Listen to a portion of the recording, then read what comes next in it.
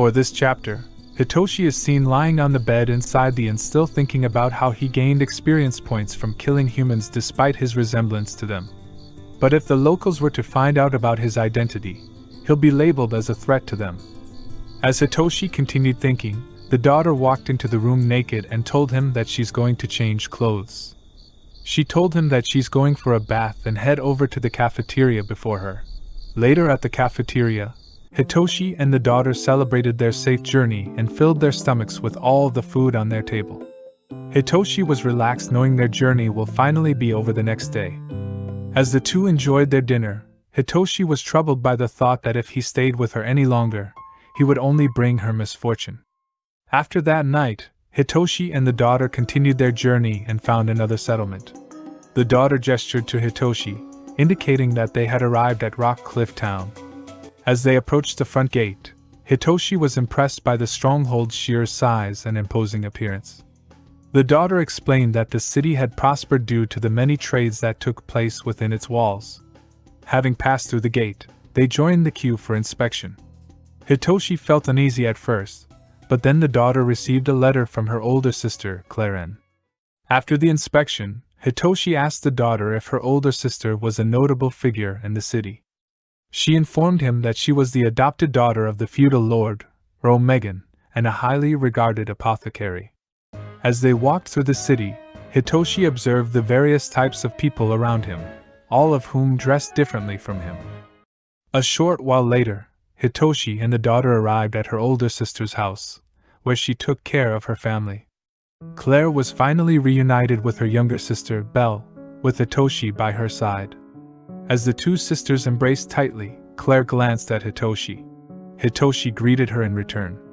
After Hitoshi had explained everything, Claire took some time to process the information. She was grateful that he had brought her sister to a safe place. As Claire and Belle were about to enter the house, Belle invited Hitoshi to join them, but he declined and remained standing at a distance to bid farewell to the pharmacist. Claire warned Hitoshi about the feudal lord's illegitimate child, who had been cast out for being a nuisance. She urged him to be safe and wary of the noble blood. Belle tried to stop him, but her older sister assured her that he was only doing this for her sake. She eventually came to terms with the truth and wished Hitoshi safety. In the center of the town, Hitoshi collected himself and began asking for directions. As he walked, he considered going farther than he should, but he remembered that he needed money in order to travel far. Having come to a conclusion, Hitoshi headed to the Adventurers Guild. At the guild hall's doorstep, Hitoshi was about to begin his second chapter in life as he slowly opened the door. He thought that surely a hostess would be waiting behind the door to greet him and offer her blessings. To his surprise, Hitoshi found an old man waiting at the counter. The man inquired as to why Hitoshi was staring at him. The old man then handed him a registration form and informed him that there were a few men who could not write, but it was essential that he knew the job. Hitoshi scanned his surroundings and observed that all of the people in the guild were also registered adventurers. Some of them had been staring at him since he walked in. At the dining table, a man was seated with his friend Kimin and asked him his opinion of the newcomer. A large man then awoke beside them with a murderous look in his eyes and was carrying a large weapon. The creature was clearly looking for a confrontation, and its intentions were unmistakable. Gans was looking for a fight with Hitoshi because he hated being stared at for no reason. He was surprised to see the huge man that stood taller than him. The receptionist then told them that they should fight outside. This was unfortunate timing for Hitoshi, as he did not wish to cause any disturbance immediately after registering as an adventurer. However, he had no choice, so he prepared to defend himself. Having a change of heart, Hitoshi apologized to Gans. After the ensuing awkwardness, Hitoshi turned the tables by complimenting Gans on his masculine aura, which he had noticed upon entering the guild.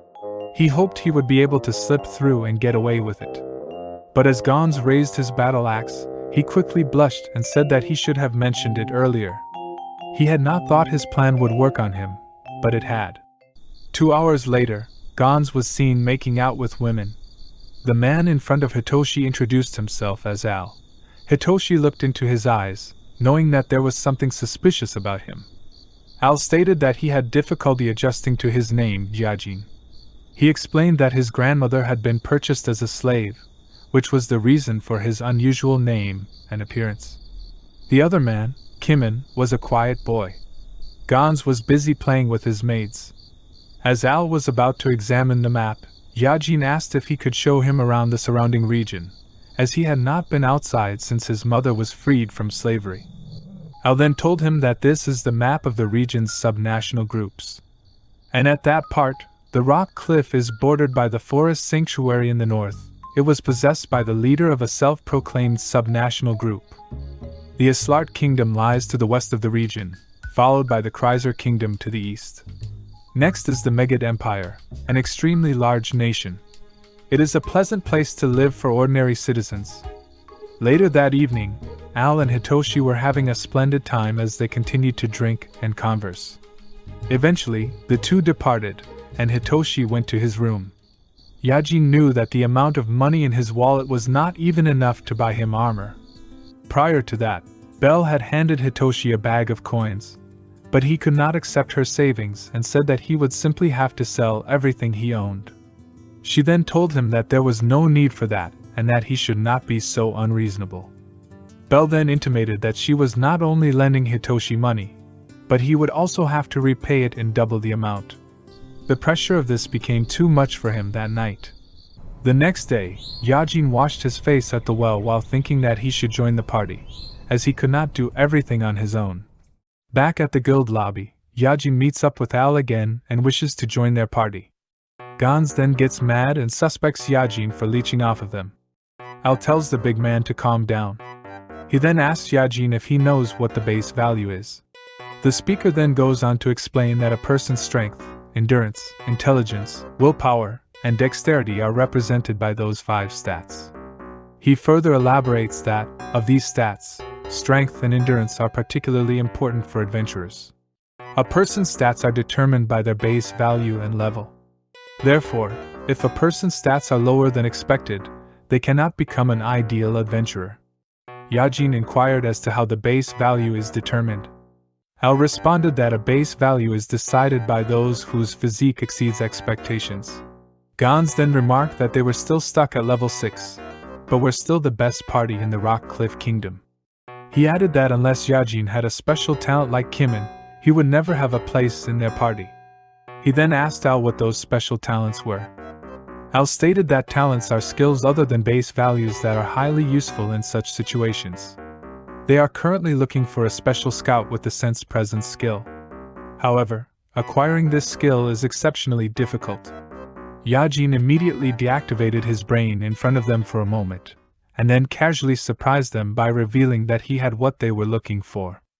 After pondering for a bit, Al stated that there are only a small fraction of humans who could acquire such a skill, and that Yajin could not simply say he had one and expect them to believe him. In order to prove his skills, Yajin must demonstrate them to the gang. Later, at the shop, the gang devised a plan.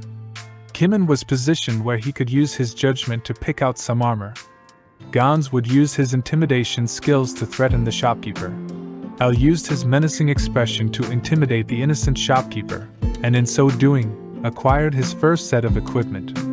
As they continued on their journey, Yajin felt guilty for the shopkeeper, but was grateful to his companions for going to such trouble to get him the items he needed. He expressed his desire to repay them by performing his best in the practice, so that all their efforts would not be in vain. Gans reassured him, telling him that he would simply return everything and sell it if he failed. The party then advised him to get a good night's sleep and prepare for the following day's test.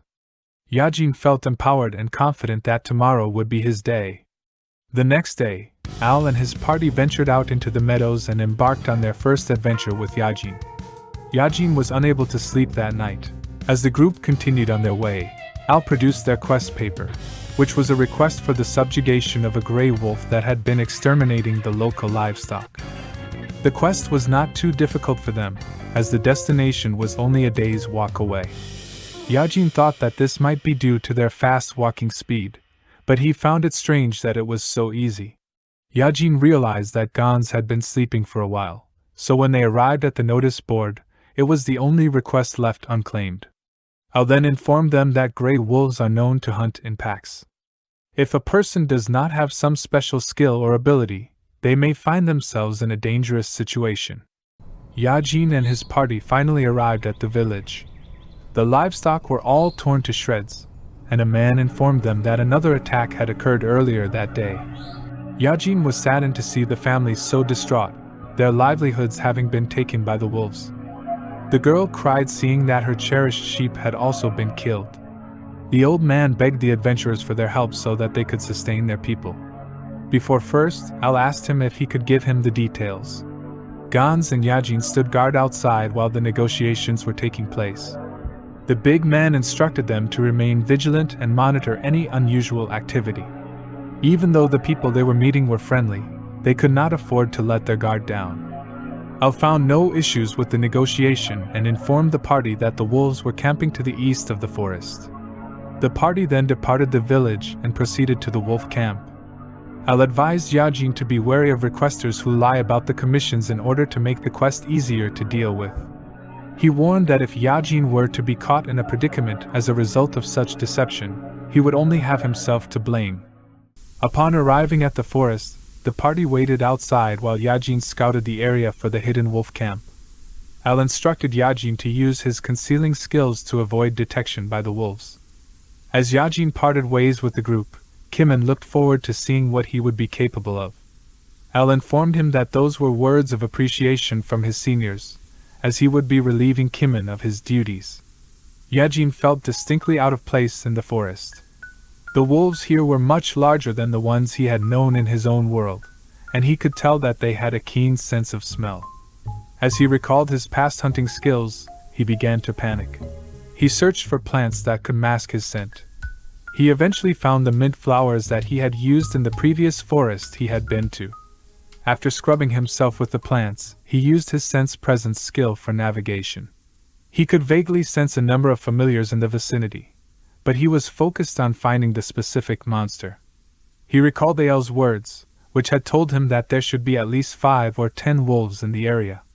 Yajin observed a series of large footprints, which led him to the conclusion that there were more than 1 or 2 monsters in the area. To his surprise, he finally found the wolf's den. His party caught up to him and complimented Yajin on his skills.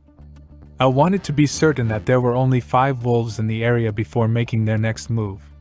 Once he had confirmed this, Al decided to lay down some suppressing fire for a while in order to show Yajin what they were capable of.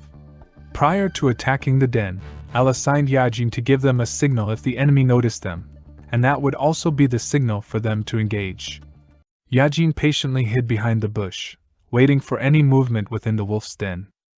As soon as one wolf left the station, Yajin signaled Kimin. Kimin released an arrow from his bow, striking the wolf. Gans then came from behind and beheaded the beast. 2 more wolves emerged from behind Gans, but he was able to defeat them with relative ease. Due to his large movement, he had an opening and his head was vulnerable. Luckily, Al was able to act quickly and block the wolf's attack.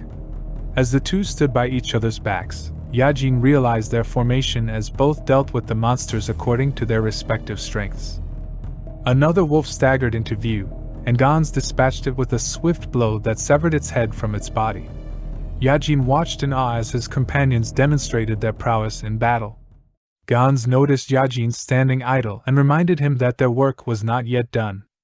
Upon returning from the hunt, Yajin and his party skinned the wolves and collected the materials. It was late at night when they arrived at the village. They decided to heed the old man's advice and remain in the village for the night. During the dinner party, a man sitting next to Yajin asked him if he was the one who had single-handedly helped find the wolf den. Yajin, feeling a bit shy, replied that he had not really done much. The little girl approached Yajin and thanked him for his help, calling him Uncle.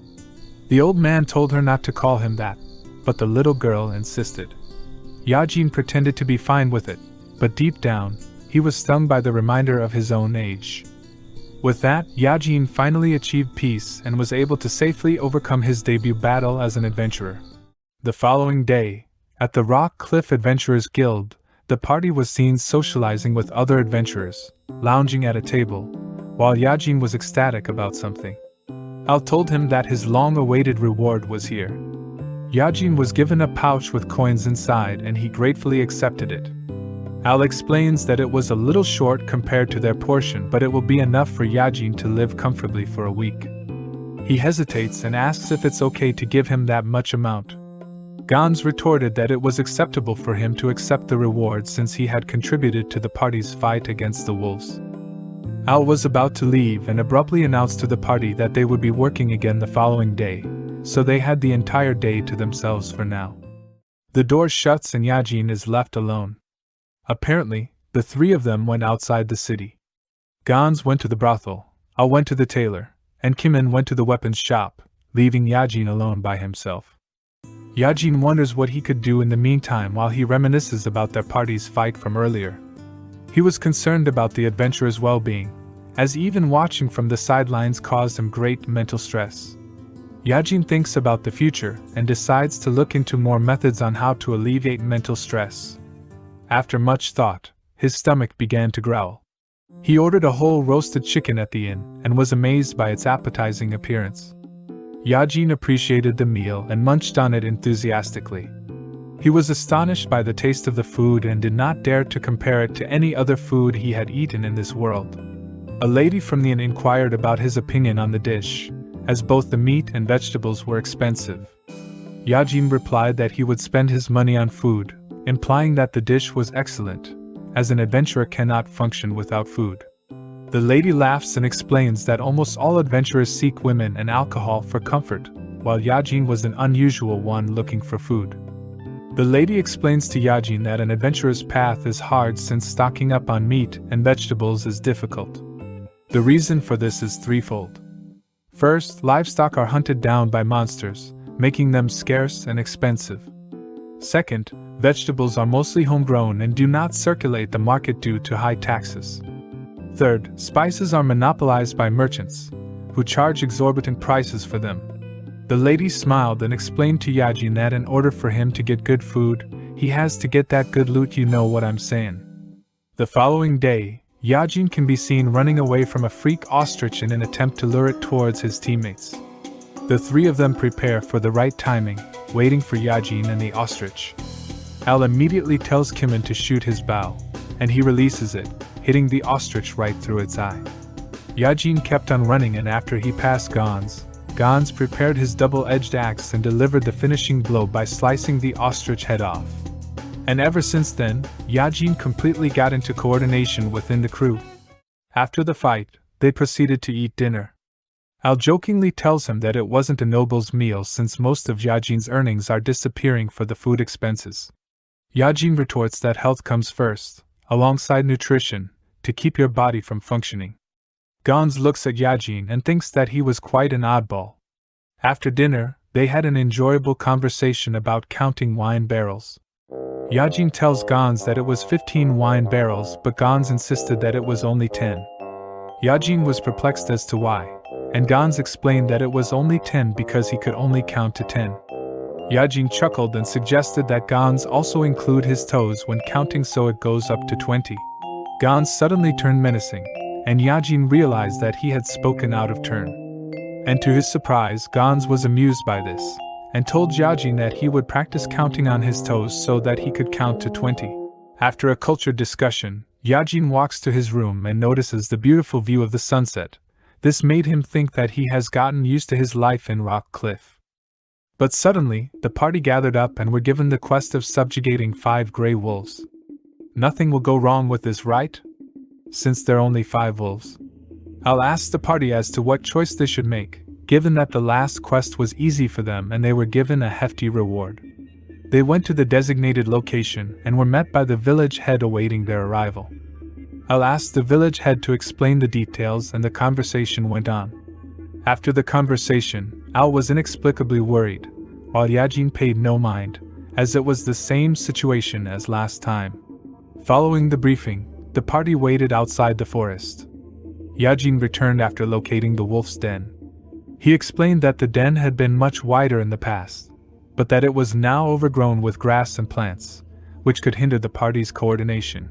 To counter the situation, Yajin has already found an open space in the forest where they can lure the wolves.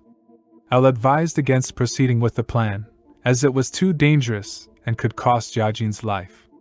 Yajin was adamant, confident in his ability to outrun everyone else in the forest. He told them that he had been prepared to be a decoy all along. Al trusted him and agreed to his plan.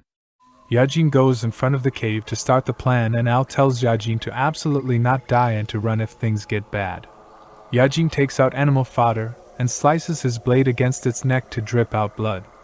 He makes a steady trail of blood to lure the wolves out. Yajin prepares himself and a bunch of presences appear inside the cave. Suddenly, a wolf zooms towards Yajin and tries to chase him.